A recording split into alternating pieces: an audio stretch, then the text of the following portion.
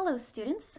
This is Mrs. Moore bringing you some weekly enrichment with a timely newspaper article. So enjoy, listen in, pay some attention. All right. This article is from the Wall Street Journal. It is entitled How Epidemics Change Civilizations. So when people get sick, it changes the way they live in many ways, and that's what this article is going to show us today. It is from the weekend edition from March 29th through 28th and 29th, written by Jason Willick.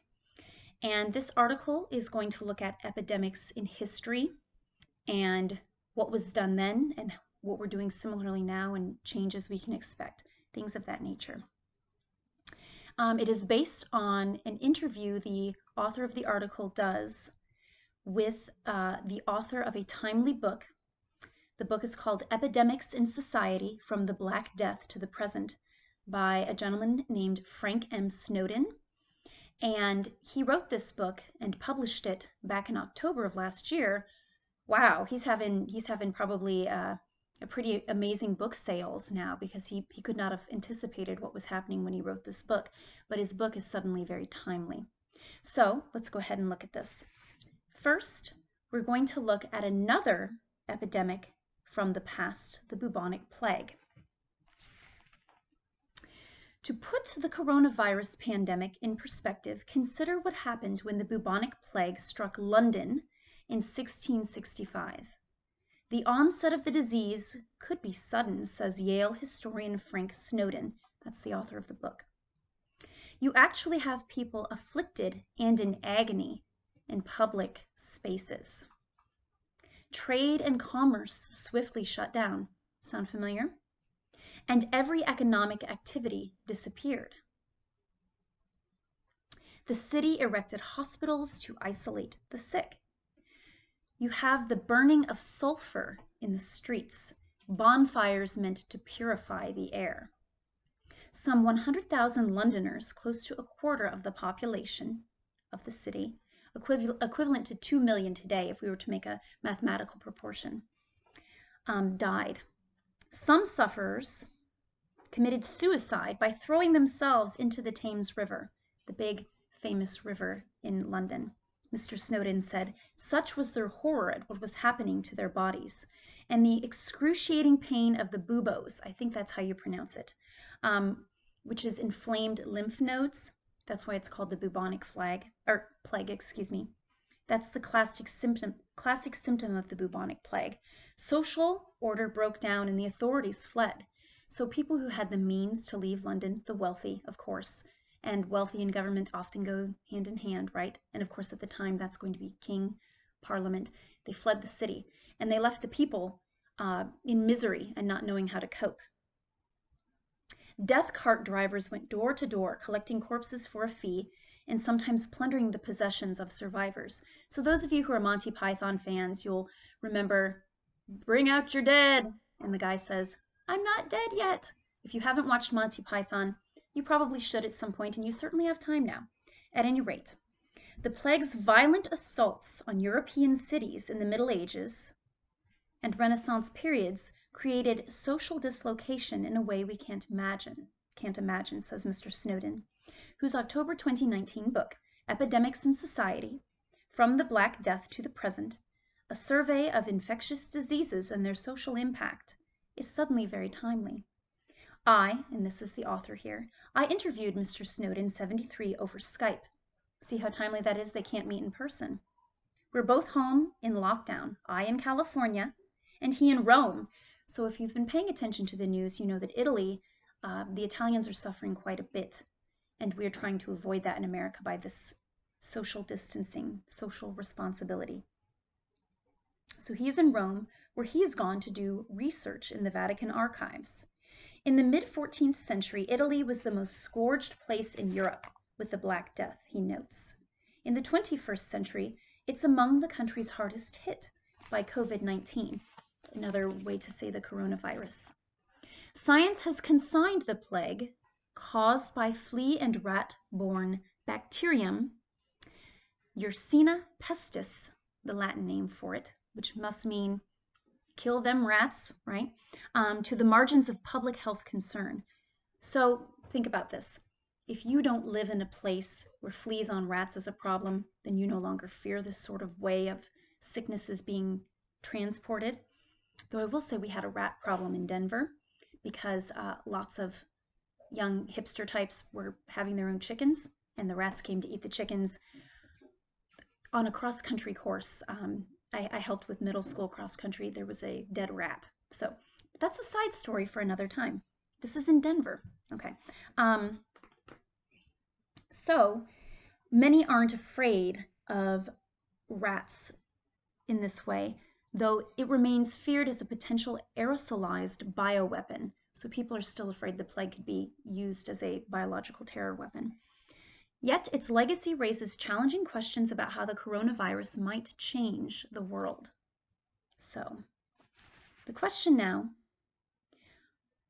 one thing we need to understand is the methods that we're using now to prevent the spreading of the coronavirus, they're similar to methods that were used 350 years ago. Let's see how.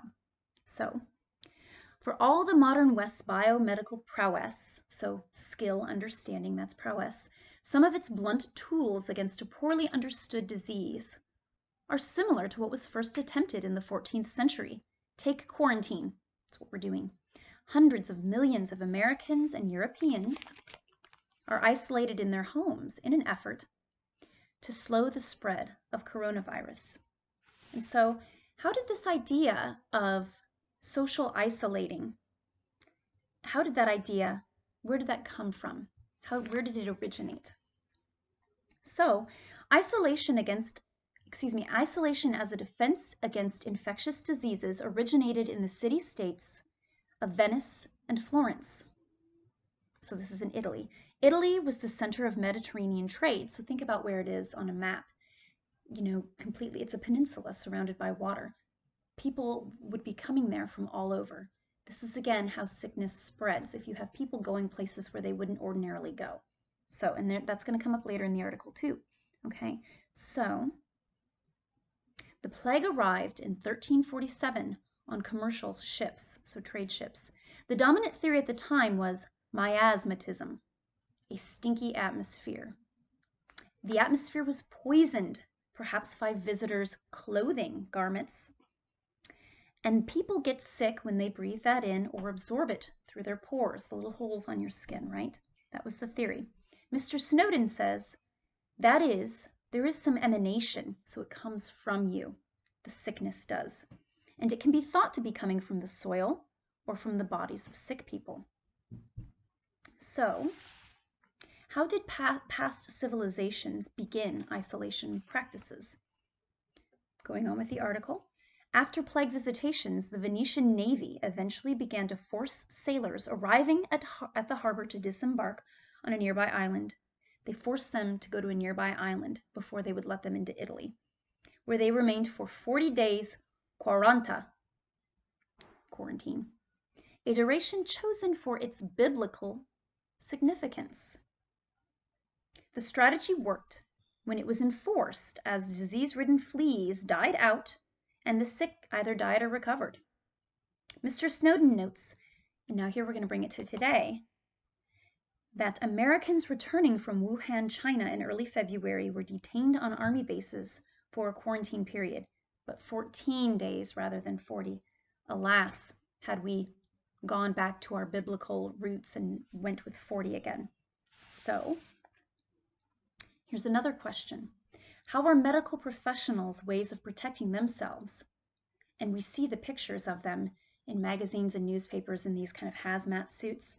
How is that similar to what they did 350 years ago? How is that remaining quite the same? So let's look. We can see the roots of many aspects of modern health already in the Renaissance. He adds, another example is the wax plague costume worn by physicians. It resembled modern-day medical garb, the protective garments that you see in the hospital for people dealing with Ebola, or this sort of spacesuit, but with a long beak, and some of you may have seen this, it's freaky looking, a long beak worn over the face that contained resonant herbs. Those herbs were thought to purify, here we are, to purify the air you were breathing in. The costume did in fact have a protective value, Mr. Snowden says, because the wax repelled the fleas that carried the disease. So there was wisdom in that. Now here's another question. How did the epidemics cause the role of government to change? And here's a hint, it's going to grow. The role of government will grow. Anti-plague efforts dramatically changed Europeans' relationship to their government. The Florentines established what were called health magistrates, which are the ancestors of what today we call boards of health or departments of health, Mr. Snowden explains. Endowed with special legal powers, they coordinated plague countermeasures.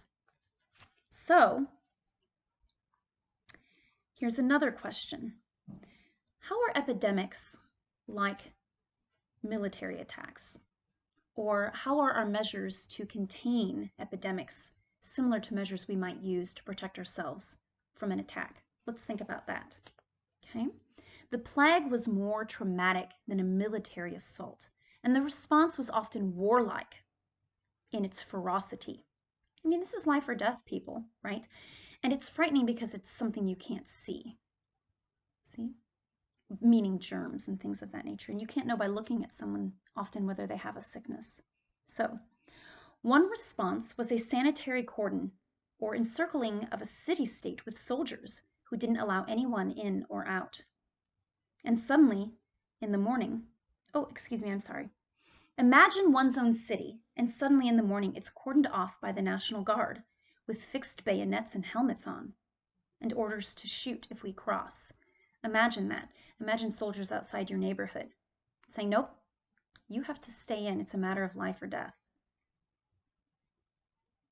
Mr. Snowden said, cordons were regularly imposed in European cities in times of plague risk, leading to terror and violence. So people, they panic. They panic, they're frightened, and we see as well, as far as violence goes, human nature is such that the moment you tell people they can't do something, whether it's buy 3 rolls of toilet paper instead of 2, some people get nasty. And even people who seem normally calm, you panic. This sort of fight or flight comes out in us, right? Okay. In the 18th century, the Austrian army was deployed to prevent bubonic plague from moving up the Balkan Peninsula into Western Europe by halting travelers who might be carrying it. So as frightening as it is, sometimes this cordoning practice is useful. So the sociologist Charles Tilly, a man who lived from 1928 until 2008, famously argued that war makes the state. Okay, so let's see what he means by that. That borders and bureaucracies are forged by necessity in military conflict. Okay, so think about this. I mean, there's something to this. We in the 8th grade are talking about why governments exist. And this is according to Thomas Paine and to Thomas Jefferson, the 2 Toms. The governments exist to protect our life, our lives, our freedom, our right to pursue happiness, all of that. That's why governments exist. And so it would make sense that you are trying to protect yourself from other nations around you who may be trying to take your territory or enslave you, right? So let's think about how that is similar to a sickness. All right. Plague had similar effects, requiring military commitment, administration, finance, and the rest of it. So you need someone to make rules, you need someone to enforce the rules in times of sickness. And I'm sure you've heard your parents talking about relief packages being coordinated by our Congress, trying to help people. The unemployment rate may be around 20% right now, which is, 1 in 5. See, that's me doing math. Woo. And this is exactly what is happening to us. In addition to a navy to enforce quarantines, you need police power. A monopoly on force over a wide area. Sometimes watchmen were stationed outside the homes of people who had the plague, and no one was allowed in or out. Wow.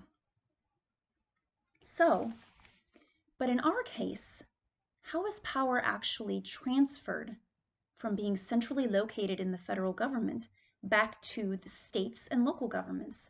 Because I have friends all over the country, as I'm sure your families do as well, and I hear in Ohio, this is happening, or Colorado's on lockdown, or my friends in California, they can't get toilet paper.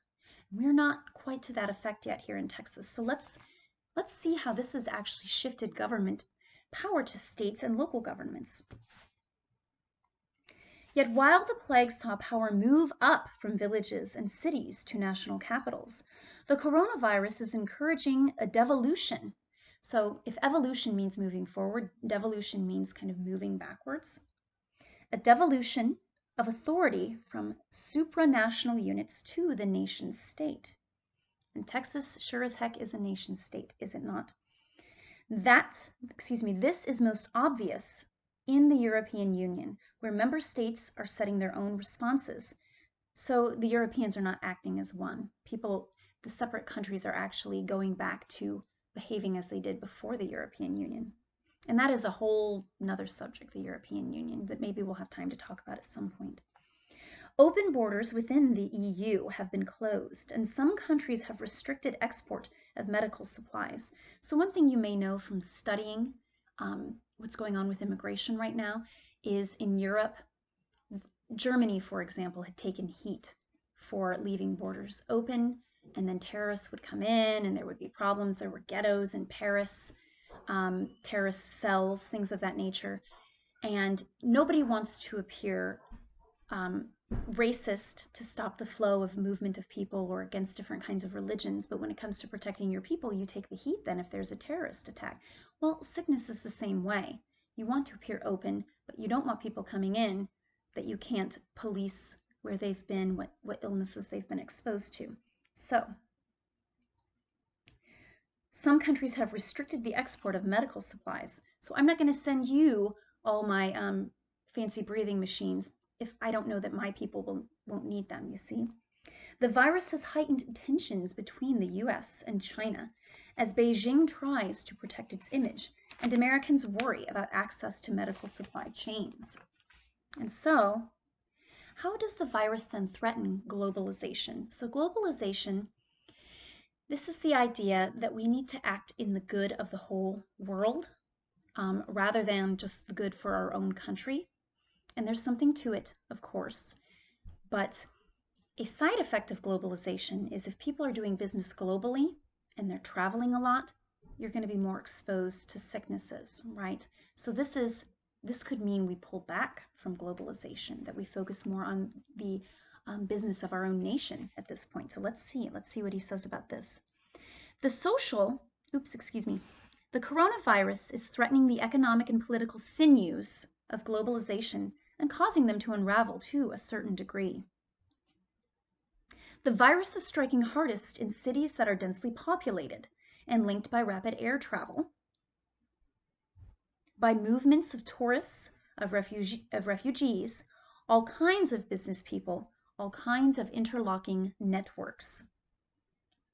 Okay, and so another question, a question that we always ask in times of sickness, what about the haves and the have-nots? Okay, what about rich versus poor?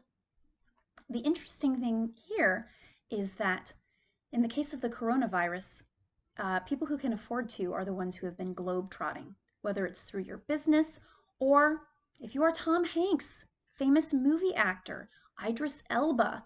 What other famous people have been exposed to it that are quarantining? The guy who played Jin in Lost. I was reading People magazine earlier. This is how I know. I'm doing this for you guys. It's all research. But you have to be a have to travel. I mean, you have to be a have even to go to Florida for spring break, right, guys, on an airplane. With 4 children, this is not something I can afford to do. Perhaps I could ship them UPS, drive there myself, unwrap them, go to the beach, come right back, right? But the point is, people who can afford to travel, it means maybe people who are going to be wealthier could be targeted by this. I don't know. Those of us who just hang out at home and think about going to Sky Zone or Cosmic Air is a good time, maybe we're not going to be as exposed. Let's see. The social dynamics of a pandemic are determined partly by who is most affected. Cholera, for example, And cholera is this sickness that you get where you basically have bloody stools until you die. There's a what is the word for it? There is a I can't remember what it's called.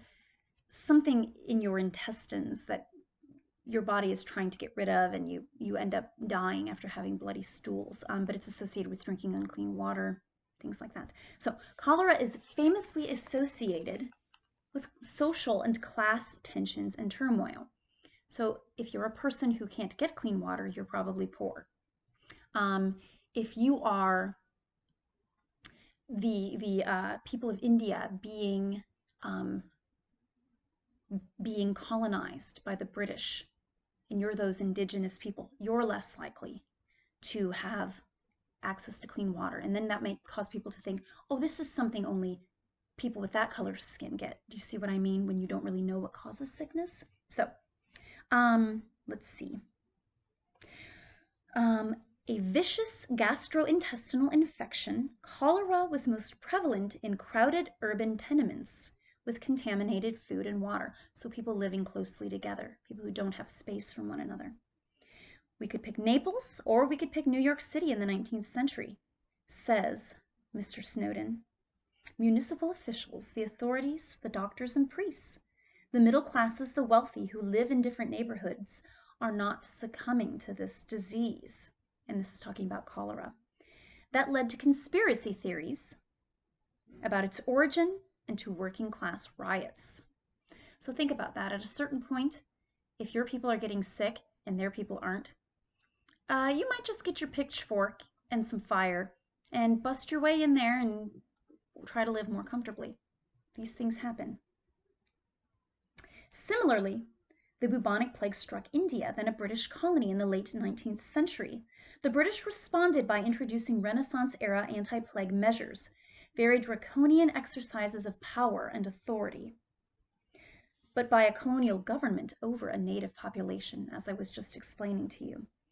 The population of India regarded this as more fearful than the plague itself. So who wants to be treated as if you are disease-infested people, right? And this would be the beginning of Indian nationalism. So you see, people riot when you quarantine them based on race, right? Okay. So going on, respiratory viruses. Goodbye. Mr. Snowden says tend to be socially indiscriminate in those whom they affect. So this is a respiratory virus, corona. Yet because of its origins in the vectors of globalization, the coronavirus appears to have affected the elite in a high-profile way. From Tom Hanks, Mr. Rogers himself, to Boris Johnson, people who travel frequently or are in touch with travelers are among the first to get infected. So let's consider next. People are asking the question, maybe your parents, will this affect U.S. politics? It is an election year. What effect could this have? Well, let's think about that. That has shaped the political response in the U.S. As the Democratic Party, centered in globalized cities, demands an intensive response, liberal professionals may also be more likely to be able to work while isolated at home. Republican voters are less likely to live in dense areas with high numbers of infections, and so far appear less receptive to dramatic countermeasures. What this means is that people often look at our country as, if Democrats are blue on the coasts, red in the middle. Republicans are red, the flyover country, which means more Democrats live in cities, and they're more likely to demand a government to enter the national government, which is Trump, who is not their friend, the national government to do something about this. Hey man, do something. That's what they want, right? They're affected. Whereas Republicans living in flyover country, farms, the Midwest, the suburbs, the country, etc., they will be less likely to see the need for the government to take drastic measures. So that's how we can see this eventually becoming a topic of conversation in this election year. We can see it going along party lines, like all things do, right? So next, what about city planning?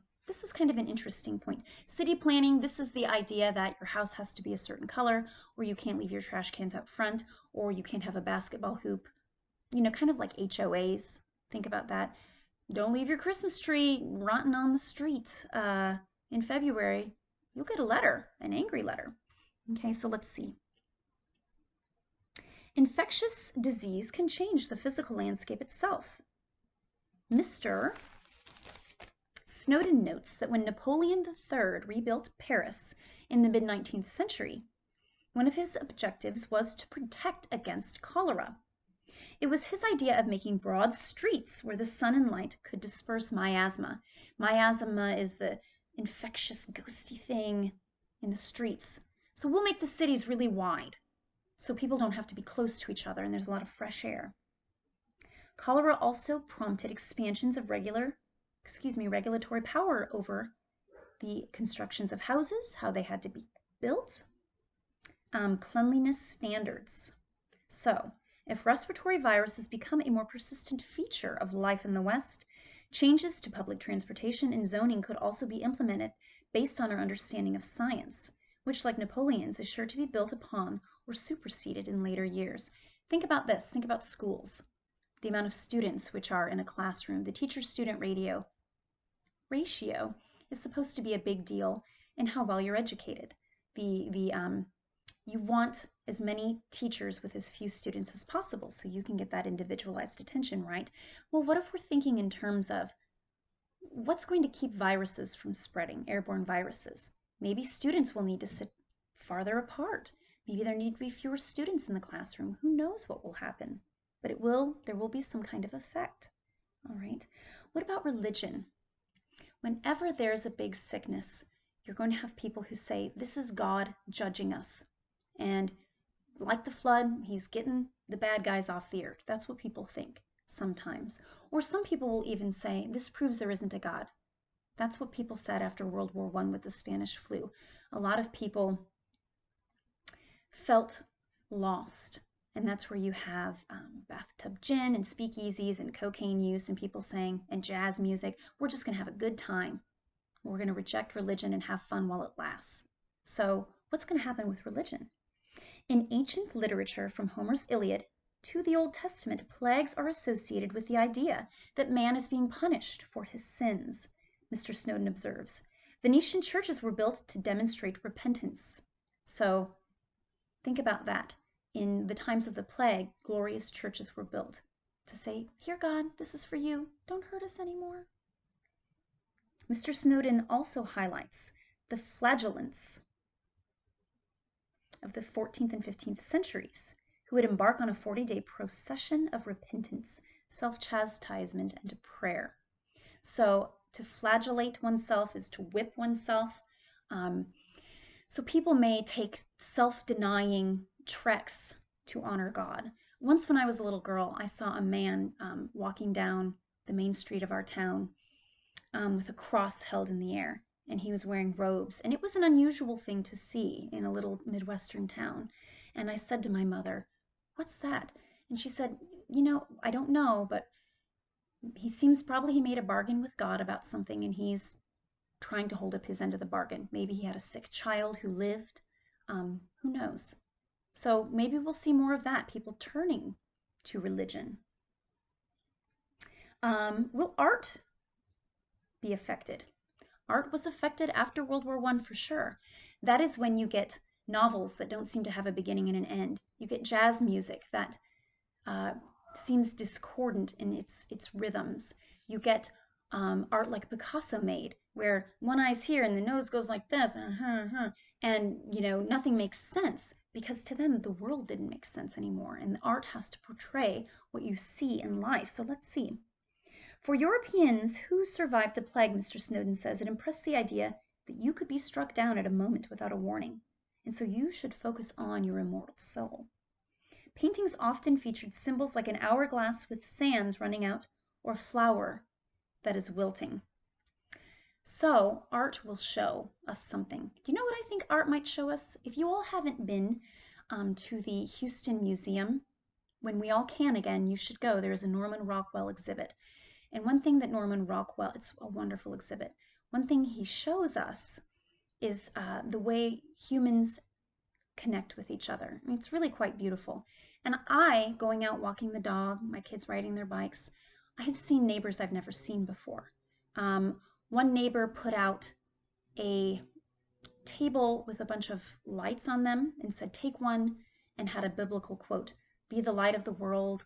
You know, God will not turn away from us. People have written hope on the chalk and sidewalk. So maybe art will show people connecting in ways they haven't in a very long time. That's only positive, right?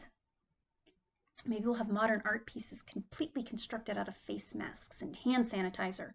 Whoa, okay? Or maybe there'll be a painting that says school, and it's just a child in front of a computer crying. I can't do this. I don't like computers. Maybe. Thanks for laughing, Dan. It's good to know he's listening. All right, let's wrap this up, right, guys? Okay. So, here's one thing we're probably going to learn. That we are not invulnerable. We are not immortal as humans. Bad things can happen to us. Let's see what the author says. Coronavirus is far less lethal, but it does shatter assumptions about the resilience of the modern world. So how much we can bounce back. Mr. Snowden says after World War II, there was a real confidence that all infectious disease were going to be a thing of the past. Chronic and hereditary diseases would remain, but the infectious and contagious, the infections, the contagions, the pandemics would no longer exist because of science. So man put an extreme faith in science. Since the 1990s, in particular the avian flu outbreak of 1997, I don't remember that, and I was a senior in high school. I probably wasn't paying attention. I was having too much fun. Experts have understood that there are going to be many more epidemic diseases, especially respiratory infections that jump from animals to humans. Nonetheless, the novel coronavirus caught the West world flat-footed. We were unprepared for this. But look at what we're doing. I think we're amazing, don't you guys? It is too early to say what political and economic imprint this pandemic will leave in its wake. As Mr. Snowden says, there's much more that isn't known than is known. Yet, with a mix of intuition and luck, Renaissance Europeans often kept at bay a gruesome plague whose provenance and mechanisms they didn't understand. Today's science is capable of much more. But modernity has also left our societies vulnerable in ways 14th century Venetians could never have imagined. And that really applies to our ability to travel, flying in the air.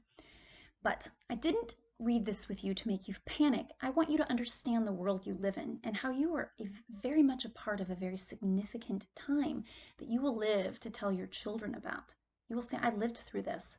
This is the biggest thing besides September 11th, and that didn't really affect us out in Colorado too much. The biggest thing I've lived through as well. So be proud of your strength. Keep at it, kiddos. I miss you, and I hope to see you soon. Toodaloo.